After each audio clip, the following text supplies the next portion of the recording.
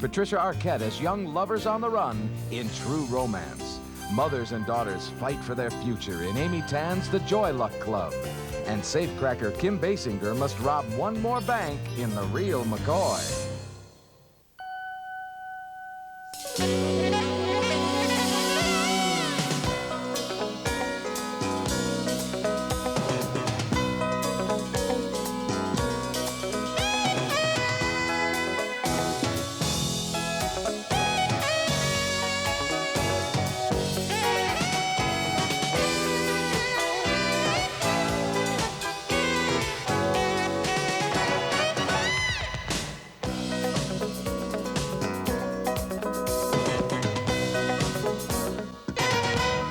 Man, buddy. Chantilly. Married man, you want to say hello to my better half? Come here. Hi, this is Alabama Whirly. Oh, how you doing, Alabama Whirly?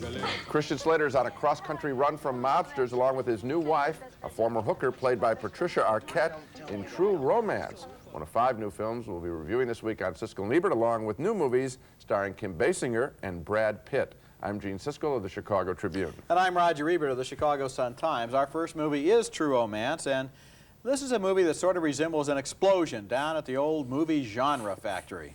The screenplay by Quentin Tarantino cobbles together bits and pieces from every possible kind of male action movie and views them all through a focus of adolescent lust, macho bravado, and lurid stereotyping.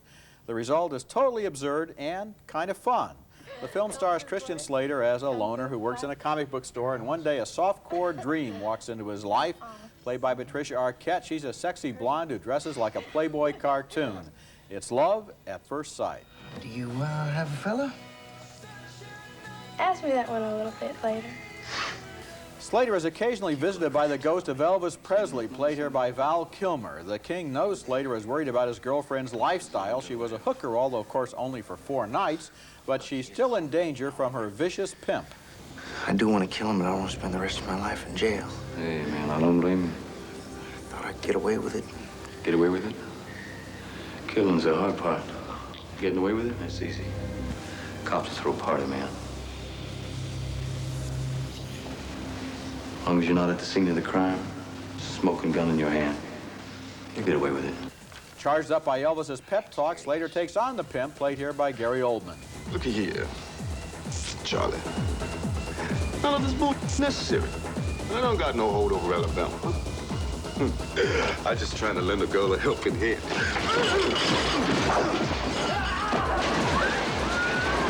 The supporting cast includes not 1 but 2 great character actors, Christopher Walken and Dennis Hopper, as the plot thickens. Dirty little whore found out we were going to do some business because your son, the cowboy, Miss Flame, came in the room blazing and didn't stop till they were pretty sure everybody was dead. What are you talking about? Talking about a massacre. They snatched my narcotics, hightailed it out of there. True Romance was directed by Tony Scott, who made Top Gun and Beverly Hills Cop 2, but the real trademark on the script belongs to Quentin Tarantino, whose Reservoir Dogs made a big splash last year. True Romance is like a case study of the inflamed fantasies of violent, stupid, amoral, gun-loving, sexually obsessed teenagers. And on that level, which is admittedly a fairly low level, it is well-made and very entertaining. It tells the kind of story that a lot of teenage boys think they would like to live through before they grow up and begin to develop average intelligence, of course. Now, I can't tell. Are you recommending the film? I'm recommending the film as an example of exactly what it is, which is a stupid teenage boy's fantasy. Yeah, well, I didn't care for it, and I guess on the same basis. I thought that it really was, as you said, completely disorganized, all thrown together, and we have a picture coming up later in this show. Yes, we do. That has many of the same kinds of story elements, but they've been organized in a fashion that is more compelling than this. I agree with what you're saying. This is really, I think it's kind of sloppy and dumb and not fun. I think I'm going to agree with you about that picture that's coming up later in the show, but in the meantime, speaking of this picture, I found that it just had an energy level, a kind of manic excitement, a colorful quality to it, and performances by Patricia Arquette and Christian Slater that were fun in their own way as an example of what they are. Listen, it didn't have a manic intensity to it because it wasn't sustained. It was choppy as heck. I think it was an entertaining picture. Not for me at all. Okay, our next movie and our next film is The Ballad of Little Joe, a pretty effective drama about a society woman in the Old West who masquerades as a man in order to stay alive. Susie Amos plays the fake cowboy who, as a woman traveling alone, has been betrayed and sold into slavery. Now she's run away and pretends to be a man as she enters a Western bar. We don't like dudes around here. We had a dude dropped in here the other day, had on black and yellow stockings. Striped. We run them out of town, barefoot. I wonder if dude there is an Old West code word for homosexual. Later in the same town, Susie Amos gets a lesson in how to smoke a pipe from Ian McKellen. No. As you smoke, close your eyes. Go on, close your eyes. Think about your future.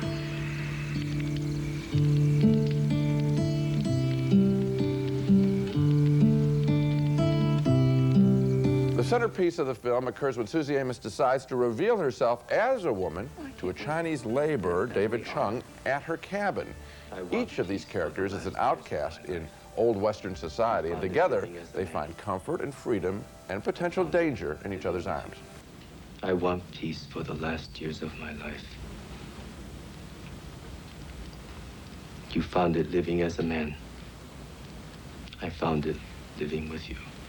They have a highly charged relationship together, and it's very effective. Actually, the script of The Ballad of Little Joe is kind of clever because it inverts the natural order of things and renders illicit and taboo, if you think about it, a love affair between a man and a woman. For a moment, these heterosexuals are outcasts and forced to live a lie. It's kind of interesting to see this period story with modern eyes. Susie Amos is impressive in her role. The Battle of Little Joe is a modest film with modest goals, but I think it does tell a very good story.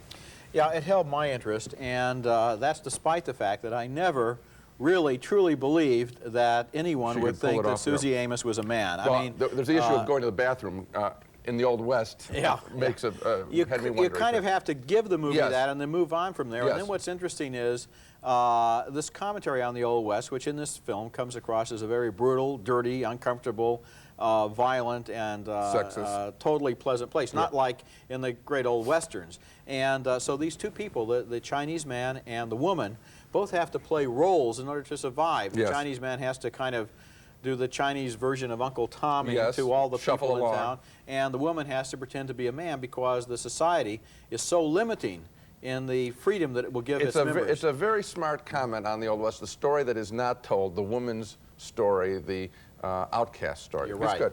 Coming up next, Brad Pitt and Juliette Lewis are on the road to some big trouble in California. Arkansas, wherever the hell Arkansas is, there it is. And then we can drop down into Texas, and from there it's a straight shot right into California. California, and we don't stop until we hit the ocean.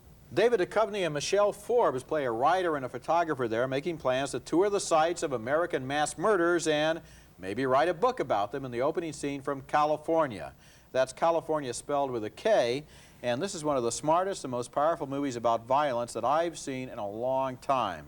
But the middle-class couple needs someone to go along and share the driving and the gas, and it's their bad luck that they wind up with the last people on Earth that they should ever want to meet. Would you just smile and let me do the talking? Let's just keep going. You lighten up? How many times are you going to tell me that? It takes me, Dale. Lighten up. That's Brad Pitt as a parole violator who has already committed murder just the night before, and Juliette Lewis as his girlfriend, who is none too bright and who gets beat up a lot. You like to order some breakfast? No, I won't be having breakfast this morning, thank you. Want some of this? Finish. Thanks. Which read? Sex, art, and the American culture. No, I've never read that. The performances by both Brad Pitt and Juliette Lewis are absolutely brilliant in this movie. They capture a certain kind of aggressive ignorance that's almost charming until it starts to get very, very scary. The yuppie writer is sort of fascinated in an eerie kind of way by the other guy's casual familiarity with violence and firearms, and when he confesses he's never shot a gun, Pitt gives him his chance. Go on, shoot it. No, No, I never take did this. Shoot I it. don't know how to do it. Yeah, you can do it. It's an interesting coincidence, which I guess you were referring to earlier, that Right. True Romance and California, two of the most violent films of the year to date, or for a couple of years maybe, are both on the same show, because True Romance is a movie that has obviously never given a moment's serious thought to the meaning of violence. It's just an entertaining exercise in bloody comic melodrama. And California is very wise, very thoughtful, and a whole lot scarier. The interplay of personalities among the four people in that car is fascinating as the writer and photographer find out it's one thing to write a book about murder, and it's quite another thing to find yourself trapped with a killer. This is a great movie that deserves comparison with Badlands, Taxi Driver, and Bad Lieutenant. I really liked it. I liked it not as much as you, Roger. I had problem. I liked the four characters are absolutely indelible. I'll Yes, start they with are. compliments. Yes. Absolutely indelible. And I always love road pictures. I mean, I just think it's a great vehicle for movies, and this is a good road picture in that sense. Particularly Brad Pitt. Great performance. He Yes, it is. Totally credible. Doesn't make a false move there at all. That's right. Speaking about one false move, which I think you have seen the picture as violent and as interesting, and I think even more informative in just last year about the subject. My only complaint would be at the end, the printout of what they learn when it's said, and it isn't anything we don't know see, going that's what in. I liked at the end. This guy, this yuppie writer. Yeah. He didn't know that is beforehand, Roger? No, he didn't learn anything. It's not that he didn't know it before, he still doesn't know it. He still is, he's looked into, You're saying it's ironic. looked into the heart of darkness, Yes. and he is still casting it in media terms or turning it into his own way of dealing with it. You think that He's that was still- written? You think that was written then in an ironic? Well, the movie is so smart in every other scene that I believe the ending was written just exactly the way it was supposed to be. I think it Yes, was. I do. I think it was written dumb, and I also didn't Well, believe. first of all, if you're going to tell people not to see this movie because of the ending, that'd Roger, be a real loss. I spent the last minute and a half saying how good the film is. Okay, fine. And I even okay, said, well then, and I'll I even spend the spent last 10 seconds saying that in addition to Gene telling you about the rest of the film, I think the ending is good too. So we disagree on the ending, and that's all. Coming up Okay. next, the new film is based on the best-selling book, The Joy Luck Club, a drama about how the sins of the mothers are passed down to their daughters.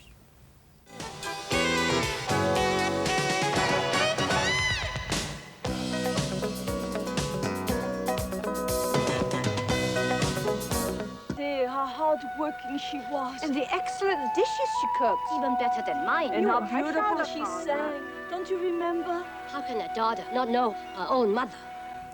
A young Chinese-American woman learns about her mother from her mother's dear friends in the Joy Luck Club, Amy Tan's best-selling novel about growing up female and Chinese and the way that Chinese women are totally dominated by a male-oriented culture and how that results in mothers controlling their daughters in some very unhealthy ways. What I like about this film is for all of the love that's shown between the mothers and daughters in this picture, it's also unblinking in showing the pain. This is a strong film.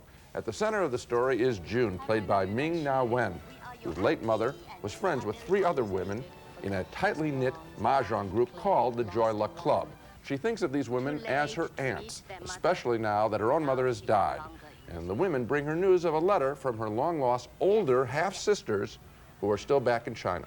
It says, see here, you must come to China and meet them and tell them all about their mother.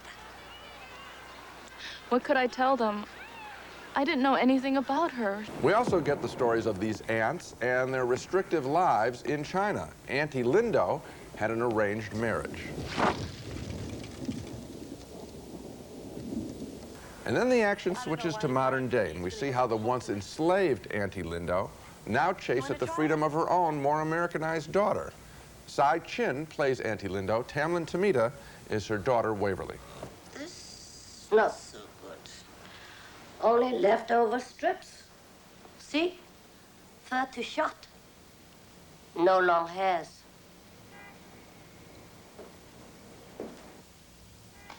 How can you criticize a gift? He gave this to me with all his heart.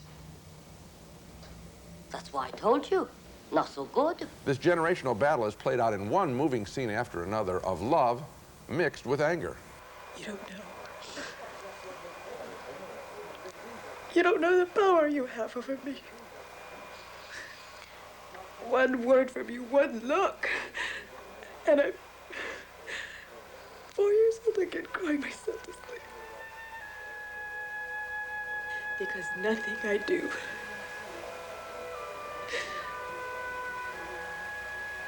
can ever please you. There are many other equally moving scenes in the Joy Luck Club. As the movie unfolds, it turns into one long outpouring of intergenerational passions. I think the film is going to be of interest to more than just Chinese Americans. We live, if you think about it, in a nation of hyphenated immigrants, many of whom have a love-hate affair with the old country and the old ways. This is a fine movie directed by the talented Wayne Wang, and I think it's for all of the people with hyphenates in their names, and that means a whole lot of us. Yes, it does. This is a long movie, and it's like a world unto itself. Having really never seen in a mainstream American movie very much about Chinese Americans or Asian Americans in general, they're a neglected minority group in this country. We now get an abundance of characterization and stories. Each one of those aunties has her own story, and we find out about 4 different paths to the members of the Joy Luck Club, how each one of them grew up and how they came out of China and came to the United States and how their experiences affected their daughters. And it's wonderfully photographed, it's well acted. The stories, each one is fascinating. I heard a lot of snuffling in the audience. It's kind of a hanky type. Oh, I think it's going to be, I mean, I can't imagine a woman not wanting to see this, a mother or a daughter. Those kinds of issues are all there, and I think they're universal. Plus, if you know someone who is Chinese, if you have, I mean, you almost want to see it with them to say, is this really the, you know, they carry an enormous legacy. You know, oddly enough, from the stories I've heard from members of other ethnic groups, people who came in from Europe, a lot of these stories are surprisingly similar. Coming up next, Kim Basinger is a high-tech bank robber known as the real McCoy. You're my hero. What do you want, my handbag? It's like all the plagues in the history of the world got squeezed. Pretty routine caper thriller named The Real McCoy, and starring Kim Basinger, is a skilled bank robber who serves a prison term and is then blackmailed into going back to her old profession. Her nemesis, played here by Terrence Stamp, and her parole officer, played by Gaylord Sartain, threaten her unless she cooperates. You know, some people just won't respond unless you apply a little pressure. After the bad guys kidnap her son, Basinger goes along, masterminding a complicated robbery of the biggest bank in Atlanta. What's going on? Jesus. McCoy. You believe this? I don't believe it. This is unbelievable. Get us out of here. A AAA bank. Jack, I told you, you can't break into a AAA bank, but you wouldn't listen to me, would you? He wouldn't listen to me. There wasn't anything in The Real McCoy I hadn't seen done better before. The movie centers around a high-tech bank robbery with all sorts of complicated strategies to outsmart the alarm systems, but the strategies all seem borrowed from other caper movies, and the human relationships in the film were so cut and dried they were hardly believable. I did like Kim Basinger's presence in the movie. It was fresh and sincere, and it deserved a better film. Yeah, I mean, she's cute and she's fun to look at, obviously, yes, she is, and but no, she gets no support when she isn't doing any of the robberies. That's the really weakest part of the film. The robberies is exciting, but you're right, it's a film like the Anderson tapes. Did the same sort of thing. I mean, that was in an apartment or Hot building. Rock or Top Cappy, or we could just name great caper movies, and this one just borrows from them and not very well. Not very well at all. Coming up next, our video picks of the week, 2 small gems from earlier in the year that you probably missed in theaters. You get a second chance now on home video. Siskel and Ebert's video pick of the week, brought to you by Orville Redenbacher, the first and last name in popcorn. Earlier this year, Roger and I raved about 2 small films, one set in Mexico, the other in part in Arctic Canada. But millions of people ignored our advice. You have a second chance now to get it straight. Each has been released on home video. First is Map of the Human Heart, a beautiful love story that spans continents. A young part Eskimo lad falls in love with a young part Indian woman and follows her over time halfway around the world. I think it's the year's best love story. I'm no ghost.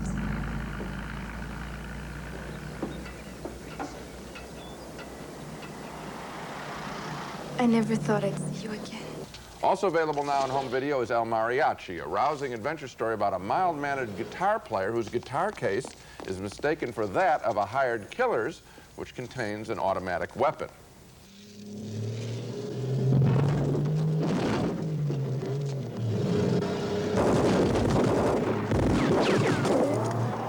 El Mariachi and Map of the Human Heart are video picks of the week. Now let's recap the movies we reviewed on this show. A split vote on True Romance, which I thought was an overwrought, mannered, violence-filled love story. Roger thought the same thing, but he still found it entertaining. 2 thumbs up for The Ballad of Little Joe, with Susie Amos masquerading as a cowboy. 2 more thumbs up for California, about an investigative study that gets out of hand of a serial killer. The year's only 2/3 over, but Roger thinks it's one of the 10 best films of the year. I liked it too, but not the ending. 2 more thumbs up, way up for The Joy Luck Club, Wayne Wang's powerful drama of Chinese-American women and their mothers. A film filled with one great scene and fine performance after another. Finally, 2 thumbs down for The Real McCoy, the uneven bank heist movie with Kim Basinger that falls apart when she isn't being a thief. California and The Joy Luck Club are the ones we like. Okay, that's it for this week. Next week we'll be back with Martin Scorsese's new film, The Age of Innocence, a story of star-crossed lovers featuring Daniel Day-Lewis, Michelle Pfeiffer, and Winona Ryder. And also Striking Distance, starring Bruce Willis as a maverick cop tracking a serial killer, and Sarah Jessica Parker as his partner. That's next week, and until then, the balcony is closed. Klondike ice cream bars, rich creamy ice cream with a chocolatey coating. What would you do for a Klondike? Fashion Bug for the latest in junior, Mrs., plus even girls and men's fashions. 1,200 stores coast to coast. Fashion Bug fits your life. St. Ives Swiss Formula Collagen Elastin Lotion, made to work in the harsh Swiss Alps. St. Ives Swiss Formula relieves dry skin instantly, naturally. Introducing new light walkers from Easy Spirit. Soft, flexible leather combined with real arch support, plus all the cushioning of an athletic shoe. No ordinary shoe performs quite like them from Easy Spirit.